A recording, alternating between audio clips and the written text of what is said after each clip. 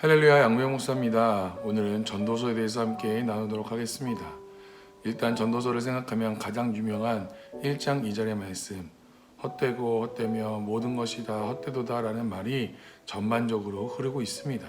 실용적인 말씀인 잠언을 읽다가 전도서를 읽으면 혼란이 올 수도 있는데요. 이것이 성경을 읽는 재미라고 할 수 있습니다.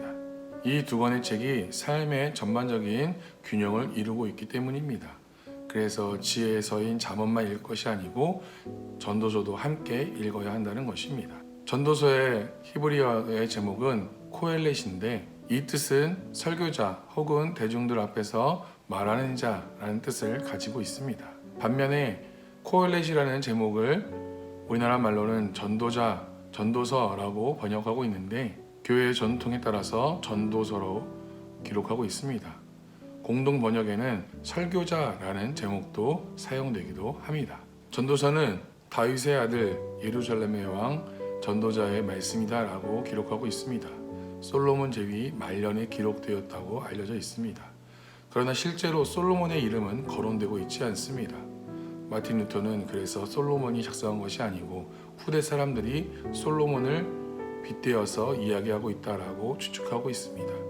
많은 학자들도 무명의 작가가 썼지만 책의 권위를 높이기 위해 지혜의 대표격인 솔로몬의 이름을 차용했다라고 설명하기도 합니다. 전도자가 실제 솔로몬인지 아닌지는 정확히 알 수 없으나 솔로몬을 연상케 하며 작성했다는 것은 모두 다 인정하는 바입니다. 그러면 실제 전도서의 작성자는 누구일까요?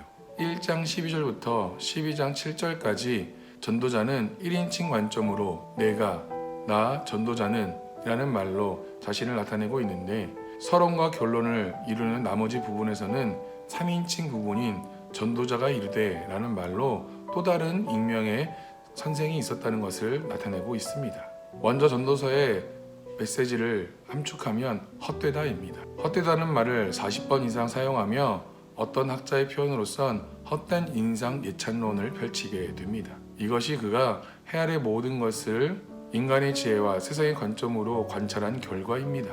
지혜가 많으면 번뇌가 많고 일에서 재주가 많으면 이웃에게 시기를 받으니 일도 헛되고 쾌락을 누려보았으나 그것도 헛되고 부자는 부유함 때문에 잠도 못 자니 헛되고 권력에서 의미를 찾고자 했으나 그것도 헛되다는 것을 깨닫게 됩니다.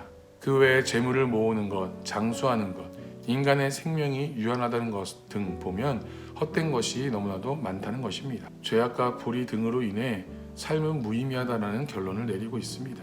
그러면 이 헛된 세상에서 어떻게 살라는 말씀일까요? 전도자는 완전히 비관론자는 아닙니다.